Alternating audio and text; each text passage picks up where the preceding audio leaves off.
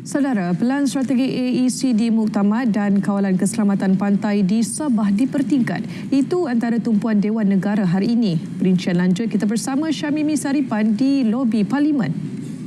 Silakan Mimi. Ifah, terima kasih. Malaysia berusaha memperkukuh bekalan rantaian dalam sektor semikonduktor bersama dengan negara anggota ASEAN. Bagaimanapun, Malaysia tidak berhasrat untuk bersaing dengan negara jiran atau negara anggota ASEAN lain.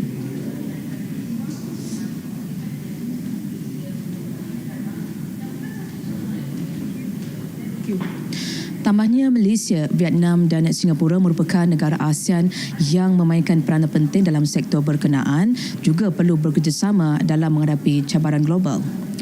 Dalam pada itu, Pelan Strategik Komuniti ASEAN Ekonomi ASEAN AEC 2026-2030 dijadual dilancarkan pada Mei. Ia bakal dilancar bersama Visi Komuniti ASEAN 2045 bersempena dengan Sidang Kemuncak ASEAN ke-46 dan sidang-sidang kemuncak berkaitan.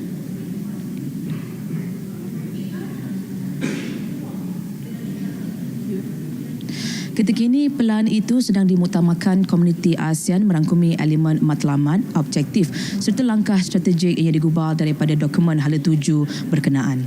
Kementerian Dalam Negeri berusaha meningkatkan kawalan keselamatan pantai dan perairan, antaranya menerusi kerjasama dengan agensi penguatkuasa antarabangsa dan penggunaan teknologi terkini. Timbalan Menteri Dalam Negeri Datuk Seri Dr. Syamsul Nasrallah memaklumkan Perintah Kawalan Pergerakan PKP dilaksana di 6 daerah melibatkan Sempurna, Kuna, Lahad Datu, Kinabatangan, Sandakan dan Beluran.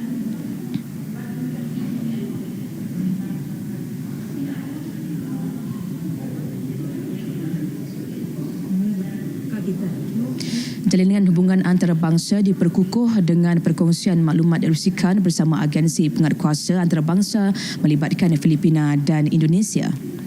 Bagi menyeragamkan sesi persekolahan kepada satu sesi, Kementerian Pendidikan merancang membina sekolah baharu dan bangunan tambahan secara berfasa dalam tempoh 5 tahun akan datang.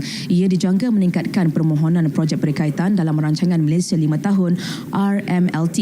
Timbalan Menterinya Woh Kah Woh berkata ia antara lain bagi mengatasi isu kepadatan murid di kebanyakan sekolah.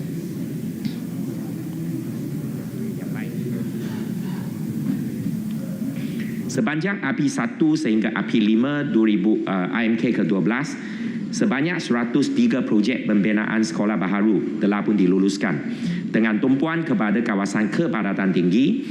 Selain itu, sebanyak 261 buah sekolah telah pun diluluskan untuk projek tambahan bangunan bagi menampung keperluan peningkatan jumlah murid, khususnya di sekolah yang KPM turut mengambil langkah seperti menukar fungsi bilik khas kepada bilik darjah selain memperkenal pembinaan bilik darjah kabin menggunakan teknologi IBS serta melaksana agihan pendapatan murid mengikut alamat kediaman. Pihak terlibat projek perumahan sakit dan terbengkalai akan disekat untuk memohon lesen pemajuan baharu. Selain di Senarai Hitam, akaun pemajuan perumahan HDA sedia ada juga akan disekat. Bagi projek-projek yang mengalami kelewatan dan dikategorikan sebagai projek sakit, ia akan dipantau oleh Kementerian Perumahan dan Kerajaan Tempatan melalui satu task force projek perumahan swasta lewat sakit dan terbengkalai. Beliau menjawab pertanyaan Senator Datuk Sivaras Chandran. KPT sedang memperluhusi Akta Pemajuan Perumahan, Kawalan dan Pelesenan 1966 Akta 118. Ia bertujuan untuk memperkukuh tindakan dan kawalan lebih baik sebagai pencegahan awal serta tindakan jangka panjang. Baik, sekian perkembangan dari Dewan Negara. Terima kasih dari Parlimen.